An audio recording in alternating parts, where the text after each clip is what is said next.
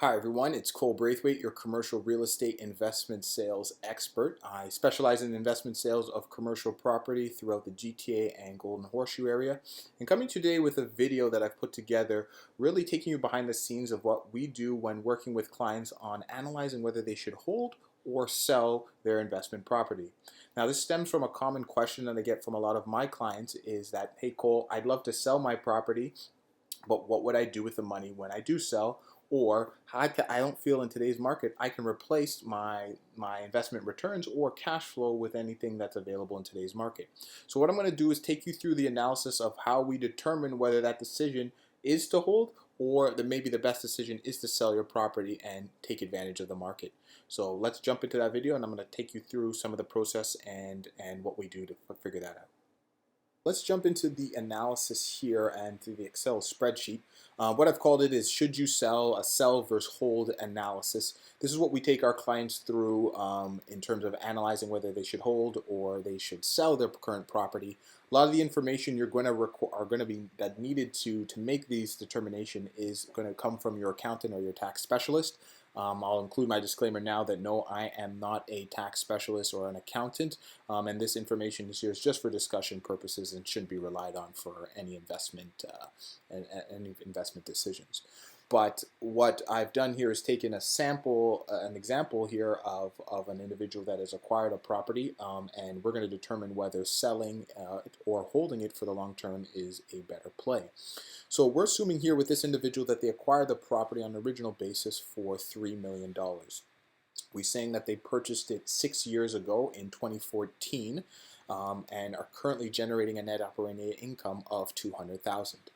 The sales cap rate of what we plan on selling the property for, or what we've achieved the sale of the property for, is at a 5% cap rate. And we've included transaction costs of 5%, including broker's fees, closing costs, and any other expenses relating to the closing of the property. Your current loan balance after 6 years, as we've mentioned here that we're selling it in 2020, is $1,673,000 with an annual debt service payment of $136,000 a year at a 5% interest rate. Now, with the analysis here, what we're going to analyze is an assumption that if we sell the property, we're going to be acquiring another property with the proceeds from the original sale and adding about a 65% leverage to that. So a 65% loan to value. And we'll go through these numbers here so that you can understand how we've gotten to it. If we take a look down here at our cash flow analysis, this is where we can get into some nitty gritty with some of the financials. So we're assuming that your net operating income, like we mentioned, is $200,000. Your annual debt service payments is $136,000. So your cash flow before taxes is $63,900. Now this is the amount of money that we hope to replace with the new investment, or even increase going forward. So based on the metrics and the requirements up above, we said that we generated $200,000 in net income, and at a 5% sale cap rate puts the value of the building at $4 million. We mentioned that we had a loan balance of $1,673,000, and we estimated the closing cost to be about 5% with broker fees as well as broker fees and any legals, as well as the capital gains tax implications we have estimated to be about $274,000, and I will share with you how we've come to this number. So the good thing about this Excel spreadsheet here is that we can utilize some tax calculations that help us get a little bit more accurate analysis of our total proceeds that we would get from a sale after taxes. So what we've analyzed here is that you've held the building for 6 years. Your land cost is $750,000, of which the building value or a portion of the value is at $2,250,000, and we've depreciated the building about $523,000 over the last 6 years for a total cost basis of $2.4 million. Now, with the sale proceeds of the $4 million minus the cost basis of the 2.4 as well as any closing costs associated, there's a total gain of $1.3 million. And these numbers are based on Ontario tax rates. So the capital gains is taxed on 50% of the gain. of which we've come to the conclusion and analyzed that it is a $274,588 of taxes that you're going to be expected to pay on the property. So that's how we've got this number down here, which leaves you with a total net proceeds of $1,850,000. Now, with this $1,850,000, like we mentioned before, we would be acquiring another property with a 65% loan value, so 35% equity we'd be putting into the property, which would allow us to buy a $5.3 million property and replace the current one. And if we analyze down here, so follow me here with this. Our goal when selling our current property is to, at a minimum, replace the cash flow that we achieve from the property after we've paid for the debt services on the new one. And in the analysis, if we combine it together, we would need to acquire a property that has a net income of $303,000, $304,000 annually in order to make the decision worthwhile. And based on a purchase price of 5.3 million and a net income of 303, we would need to acquire a property probably at around a 5.7% cap rate. Now, you may stop at this analysis here and say, you know what, yes, I feel that we can achieve that in today's market, and that's something that, hey, maybe selling is the best choice for me now. And that's where the beauty of this Excel spreadsheet comes into play and to our analysis, is that we're going to take a little bit more of a deeper dive and determine whether holding the property for your existing property for an additional 6 years in comparison to acquiring a new one and holding it and selling it at the end of a 6-year period, are we better off long term doing that, or are we better off holding the property and continuing to maintain as such? So we'll take you through the whole analysis here. So like we mentioned before, with your current property, you had a $200,000 net income on the property. And if we decide that we're going to hold it for another 6 years, then we have added here that an annual NOI growth rate of 3% is what we estimate you'll grow your income by over that 6-year period, puts you at $238,000 in annual net income that you would achieve on the property. We're estimating that you're going to sell that property in that following 6 years for a 5% cap rate, which now brings your total value of the building up to $4,700,000 instead of the $4 million that we were selling it at previously before. Again, closing costs of 5% at $238,000, as well as we've now paid the principal, or we paid down the loan to $1.3 million from the 1.6 that we had 6 years prior.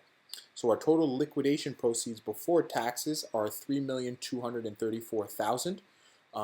Also, what we consider here is that over that additional 6 year period, we benefited from some cash flow and some cash flow growth over that time to the tune of $477,000, as well as I estimated that we were going to make improvements and maintain the property over that time, so we spent about $300,000 towards that, for a total value proceeds of $3.4 million. Not bad. Now, in comparison, we are going to take a look at if we decided to sell that property at the previous 6 years for the $4 million, like we said, and we acquired another property for $5.2 million or $5.3 million. What would be the benefits, or would we benefit from doing such a transaction, and does it work out for us better long term? So what we've analyzed here is that we've ended up buying a property for $5.3 million at the 5.7% cap rate, which gave us a net income, and as you can see over here, for $303,000 annually. And we again assume that over that 6 year period we're going to have a growth rate of 3%. So that puts our net income at the time of sale of $362,000. Now the cap rate, we decided we're going to sell at a 5% cap rate, or that's what would be achieved from the market at that time, which puts the value of the new building at $7.2 million.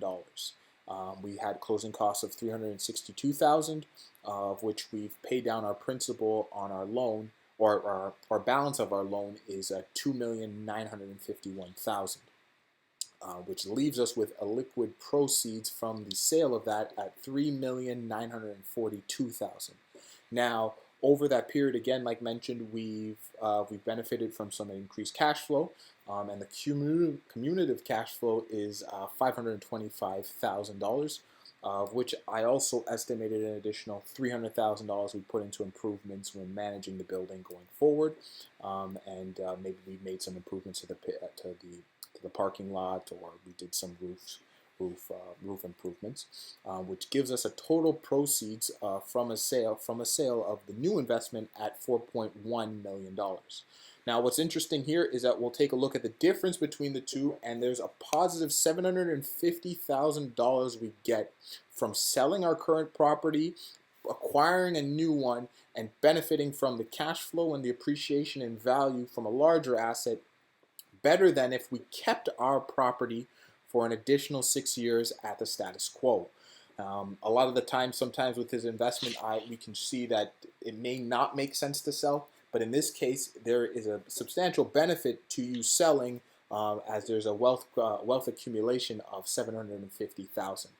So that's why it works well to do an analysis like this and to really break it down. Obviously, we can play with a lot of the numbers here that will adjust it. Cap rates, net income values will adjust what we may achieve, and under certain circumstances it may make sense or it may not make sense to sell. But in this current circumstance, it makes sense to sell and benefit from a $750,000 increase on the property. So just wanted to take you through this and share kind of the analysis of what we do and what's been effective. I'd love for you to share any comments that you have about this or any questions that you need. If you're interested in a copy of this sheet, I can email you a copy so that you can practice and you can work through it for yourself, or we can work together on it and I can answer any questions that you do have.